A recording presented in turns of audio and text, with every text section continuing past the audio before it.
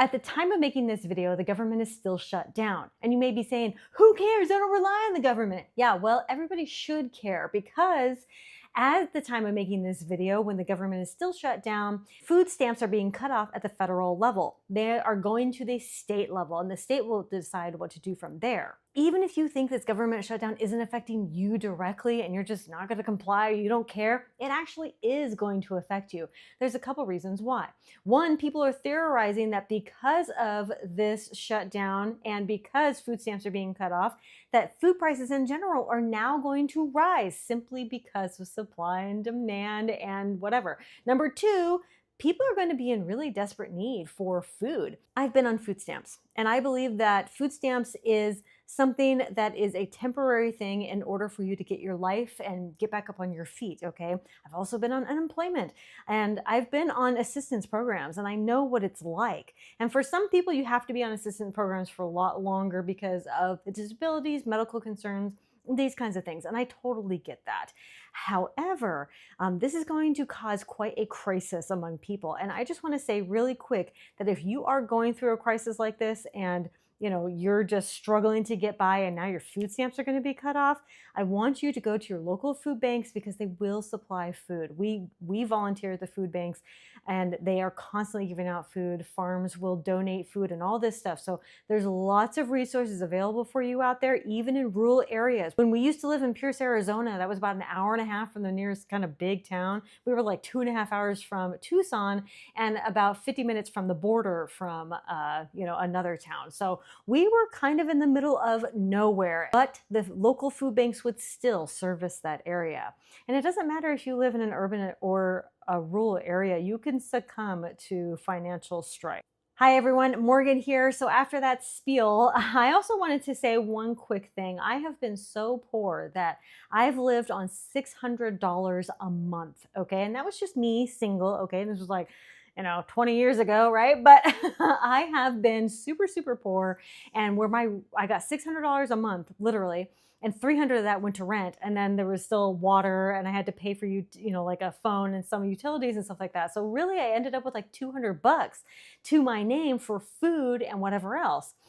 And I used to live on Totino's pizzas, and there I remember when they were $1. That's what made them so attractive, that and ramen, right? This is literally what I lived on. So I know what people are going through when you say, I don't have any extra money for food, okay? But if I was a prepper at that time, you bet your bottom dollar I would have dedicated a little bit of money and resources towards a few cans of food during my shopping. I wouldn't have just got the Totino's pizzas.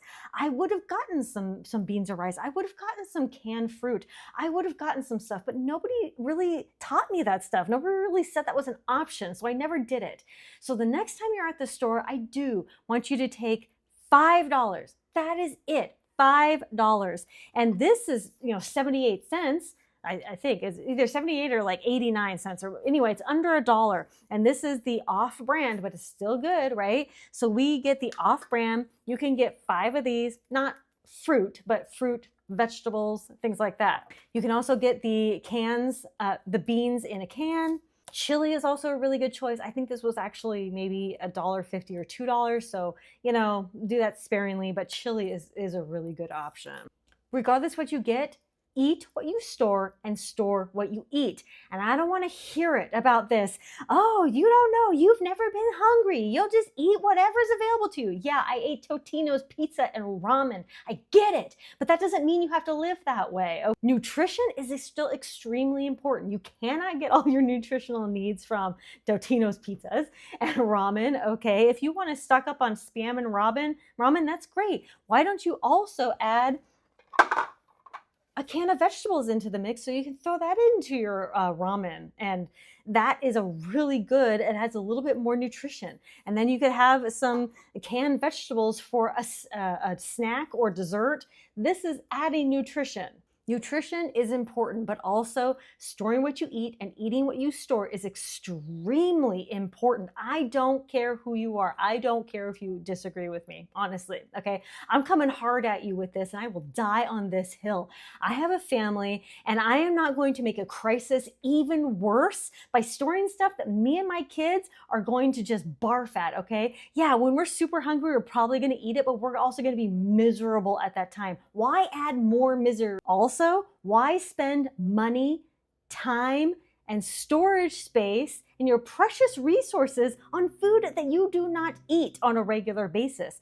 Because even if you store this food for emergencies or job loss or whatever the case may be, it still needs to be rotated. These canned foods are rotated, okay? Even my long-term rice and beans will eventually be rotated. Will it be maybe every 5 years? Sure. Maybe every 10 years? Sure. Because things do decrease, even in nutritional value. Even if it's stored for 25 plus years, it will decrease in nutrition, okay? So my point being is, yes, you can store that stuff long-term. But when it comes to right here, right now, stocking up on your pantry, store things that you eat, rotate it, it really is that simple.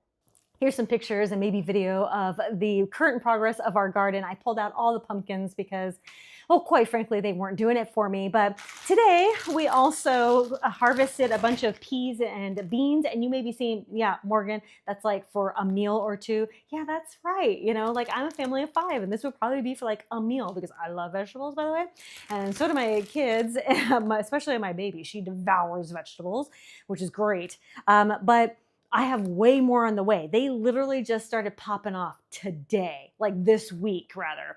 And I just saw them all today and I was like, whoa. And then you'll see some videos and pictures here of watermelons. We have like 10 watermelons, if not more, coming in right now. This is just the fall garden, okay? And in the spring, I'm going to be doubling down on more beans, more peas, tons of corn, way more corn, and watermelon, because those have been the things that have been super successful. So I'm going to double down on those things so I can get a ton.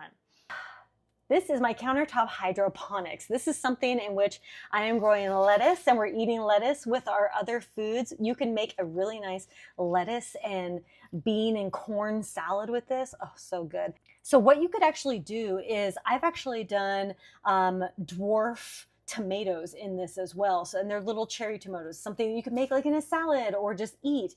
And I've done that. So you could have like 2 or 3 of these and you could have one being lettuce going, the other being the dwarf tomatoes going. And then you could also do another one to do dwarf peas or dwarf peppers. I've done those as well. I'm going to try to find pictures of them, but they were all super successful and you could get a few. And the thing is, once these are growing, you can, eat them, let them produce, let them go, and then do it again, right? This is a year-long thing that you just keep going and going and going, right? So the first step is that you are going to be stockpiling on some of that food. Even $5 a week is going to be better than nothing at all.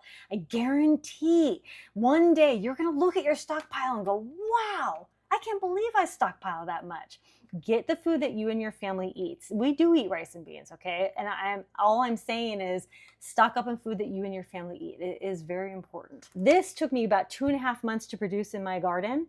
And so in the meantime, while you are stockpiling food, go ahead and get some food going in hydroponics or outdoors if you can, or in containers or indoor gardening or whatever. Like get those things going because food does take a while to grow.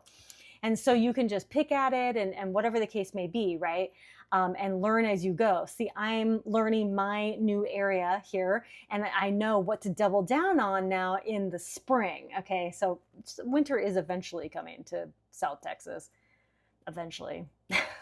Oats, pancake mixes, these are also really good options for easy breakfast. Or you can make so many things with oats.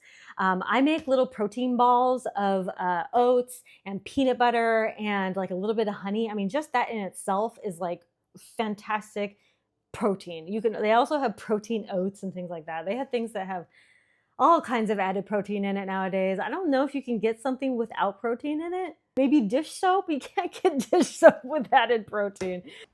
Apples now with 10 grams of added protein. Wouldn't put it past them considering they're trying to put vaccines in our fruits. So yeah, watch out for that. Foraging, hunting, fishing, these are all viable options as well. I know you may be saying, well, everybody's hunting and fishing and foraging. No, they're not, okay? They're really not. And this is not the apocalypse. You can find food. Now, I understand winter is coming for a lot of us at the time I'm making this video, but if winter is coming for you and you're not able to forage, I want you, or fish, you can ice fish, right? There is some hunting available during the winters as well if you're into trapping or other kind of stuff like that. Also follow, local laws, all that, blah, blah, blah. Anyway, go ahead and find books on that stuff and start learning about it now for you in your region. Start joining local like Facebook groups and stuff and say, hey, I'm new to fishing, or I'm new to foraging, or I'm new to hunting, or whatever. Like, please give me some tips, these kinds of things. And just get out there, okay? You're eventually going to find resources and people. And then when it's springtime, or summertime, or whenever is right for you, you can get going on this stuff, right? You can get going on the gardens and outside, and you can get going on the foraging and the fishing and the hunting and all this stuff, and start really, trying to be more self-sufficient. Of course, right here and now, the very first step is stockpiling food from the store, $5 a week or whatever you have available. Trying to grow some food. You can also do microgreens and sprouts. Those are also amazing things. You can add microgreens to like a can of tuna, just adding up that nutrition. You're just bumping up that nutrition even more, right? And you don't need special sprouting or microgreens. You can use just beans that I got from the store. These are just beans that I got from the store. These are pinto beans, but I like to use black beans. You can also use like peas. You can use whatever, but these are just regular beans that you get from the store, $1 a peck, and you can do sprouts and microgreens from those. You can also grow those. Just a special tip. Food scarcity is real, and I don't care who you are, we're all affected by it for various reasons, okay? And I want you to download my guide. It's down below in the description or in the pinned comment, and let's try to do our best to beat food scarcity. In the next video, I'm going to be talking about some bartering skills and bartering items that we can look forward to so that in case of food scarcity, we can learn to barter even more with our neighbors and local farmers and all these things. Thank you all so much for watching Conquer Tomorrow by Preparing Today. Comment down below with how you are preparing your pantry for weathering whatever storm may come our way. And be sure to subscribe and like and download that guide. And I will see you in the next video. Bye.